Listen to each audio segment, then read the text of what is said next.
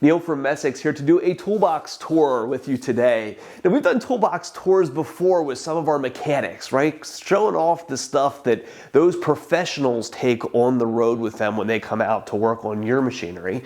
But today we're going to do a toolbox tour of my toolbox. Now, my skill set is probably a lot more like many of yours. I'm handy enough.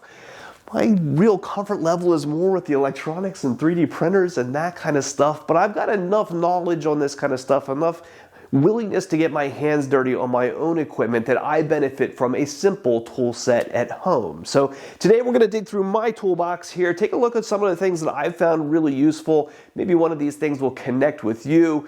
Might be worth picking it up to make your life with your equipment a little bit easier.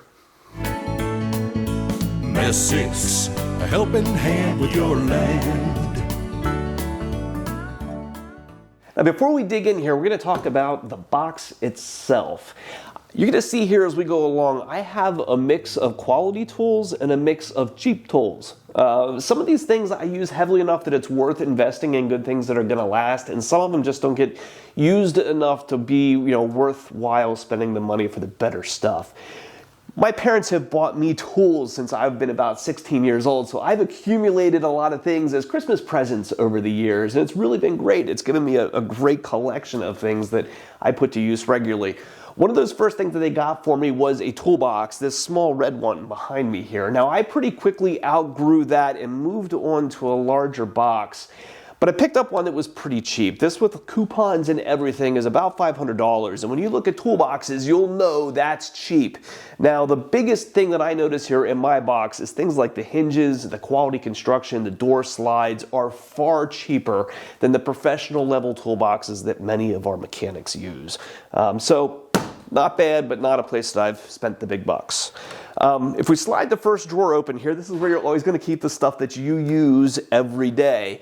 And you're going to notice here that I have a pretty substantial collection of wrenches. Now, having both metric and standard size wrenches is a great idea. When you go through this equipment, you're going to find a mix of nut sizes on your equipment, even on one machine, because the different countries of origins where this stuff comes from, you can have mixed sizes even on one piece of equipment. So it's good to have both options. I did opt to get the ratcheting style wrenches here. I picked these up a little while ago. Honestly, that's not something that I would say that I would spend the money on again.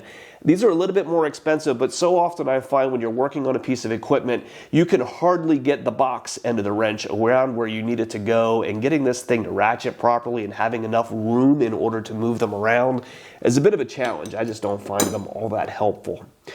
One thing I did do was pick up some really large size wrenches. Now, these are some of the cheapest big wrenches that I could find. When you buy wrenches for your tractor, you probably think there is no need for something this large, but you'd be surprised what you bump into, particularly when it comes to hydraulic fittings. I find I need these large wrench sizes when I'm tightening my fittings and stuff. I wouldn't have a nut nearly that big on my tractor, my loader, or any of my equipment. But hydraulic fittings can be surprisingly large, and so having a wrench set above 3/4 of an inch, where a lot of wrench sets tend to stop, has been really helpful to me. One place I did spend a little bit more money on my tools was with my screwdrivers. I'm a bit of an amateur home electrician. And I use screwdrivers really hard, so I opted a little while ago to buy a good set of electrician screwdrivers.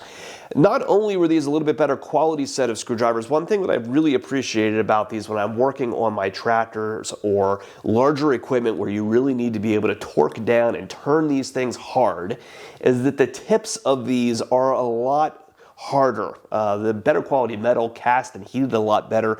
They don't round off nearly as easy as what a cheap set of screwdrivers do. So rather than throwing away screwdrivers all the time, I've saved a lot of screws probably, and my tools have stayed in better shape by buying a good set of screwdrivers.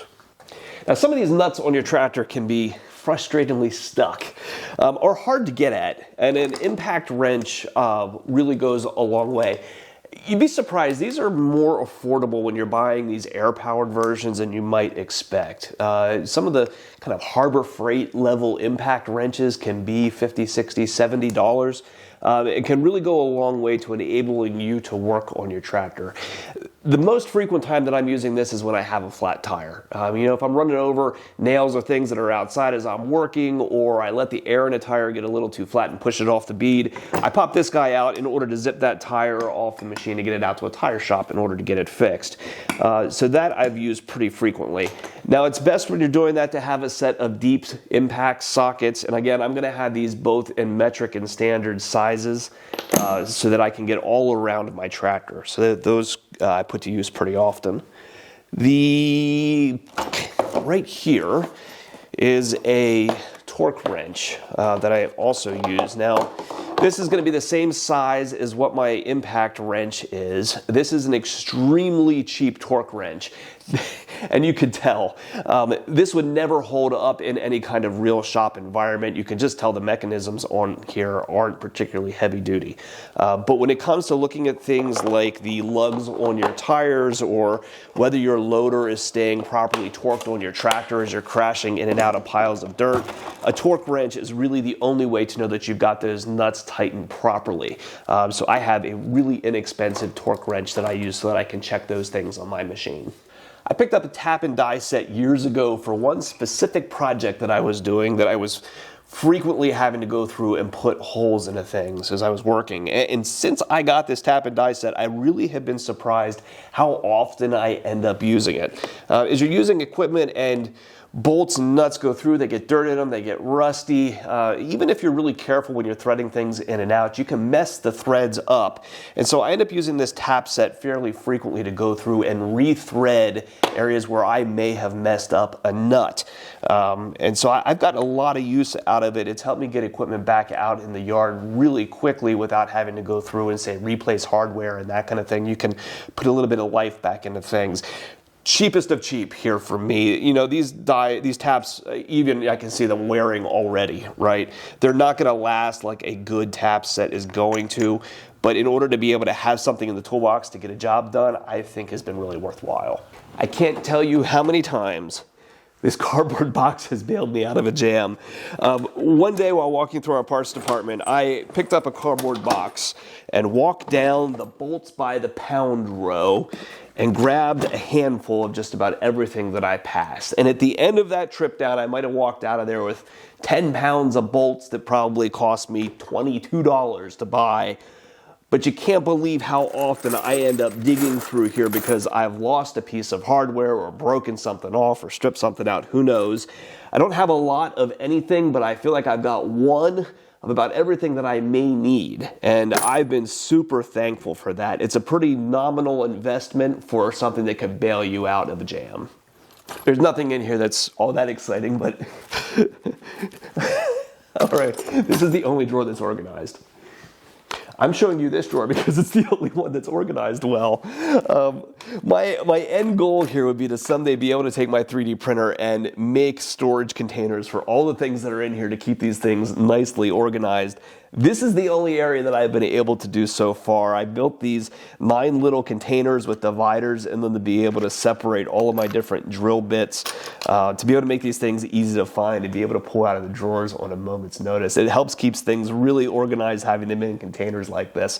I've seen several people do this with like Milwaukee packouts and that kind of stuff. There's awesome tool organizing systems out there, and I think it's worth doing. You might spend a little bit of money and time in order to put these things together, but you're going to buy less tools for the second and third time when you can find things when you go for them. Years ago, I started with a cheap hacksaw in my toolbox, honestly probably one that I took from my dad somewhere along the way and never returned, but then upgraded to one that was a lot more substantial. As you pick up new implements for your tractor, you often need to trim the PTO shafts in order to fit the size machine you have. The manufacturers are going to ship a fairly long shaft with most implements that are going to fit a wide variety of tractors, and when taking those implements down to smaller machines, oftentimes those PTO shafts need trim to fit that particular tractor.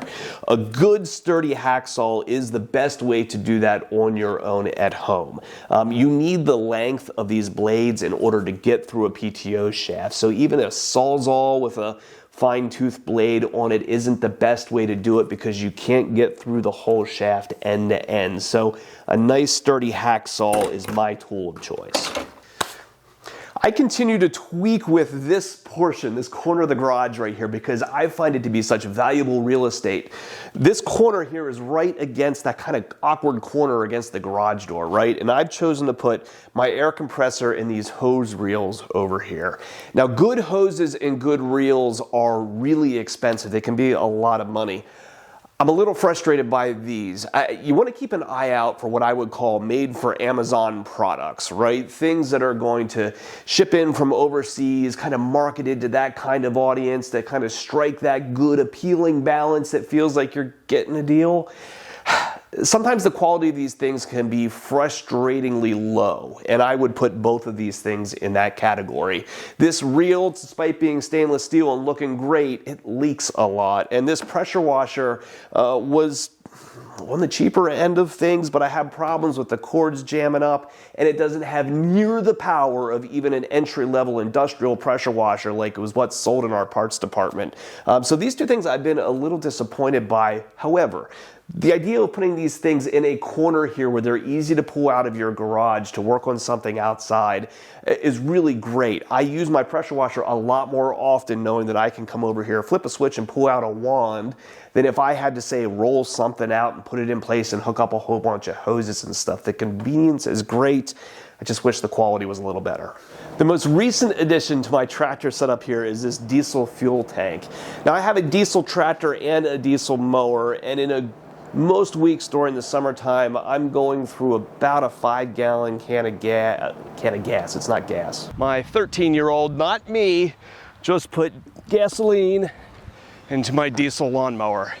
My most recent addition is this Vivor diesel fuel tank. Now, with a diesel tractor and a diesel mower, I go through a 5-gallon can of diesel about every 2 weeks or so. That makes me feel like every time I'm driving my car to the gas station, I have to have that diesel tank in the back in order to keep my equipment at home going, or else I'm running out of fuel. Recently, they hooked me up with this. Now, this is about a 60-gallon tank with a 12-volt pump on the top and a diesel hose that comes off of it that I can use to pump my tractor up and fill my tractor up. One thing I really like about this is the size and proportions of it, and the fact that it is a plastic tank. It makes it possible for me to use my pallet forks and pick it up and lift it in and out of the back of my SUV so that I can go to the gas station only about every 8 or 9 months or so to fill this thing up. When I want to go and fill my tractor up, then it's simply a 12-volt transfer pump on there that I hook up to get power, and then go take the line up to my tractor and pump it full of fuel. There'll be a link in the video description to save 5% on one of these if you're interested. They also have these in smaller sizes too. There's another one down about 30 gallons that might be worthwhile to you if you don't have 2 pieces of equipment with diesel like I do. Believe it or not, despite having a dealership at my disposal to do my own service work, I change my own oil and filters. Now, when I picked these pieces up, I did it out of a Kubota oil filter service kit, and I laughed at some of the things that were in there, but I use the oil drain pan, the filter wrench, and the funnel that came in that kit on a regular basis. So that's my toolbox tour. You can see here, I don't have an unreasonable amount of stuff. I don't have thousands of dollars tied up in tools like is necessary to be an equipment mechanic and that kind of thing. But having a couple of these simple things really goes a long way to being a little bit more self-sufficient on your equipment, so that when something's a little loose, something goes a little sideways, you've broken something, maybe you can get by and get back to work again. So if you're shopping for a piece of equipment and we can help, if you have parts or service needs for a machine you've already got, give us a call at Messick's. We're available at 800-222-3373 or online at Messick's.com. Because my relationship with the company fell apart a little bit when I wasn't happy with okay. I don't want to say this. These are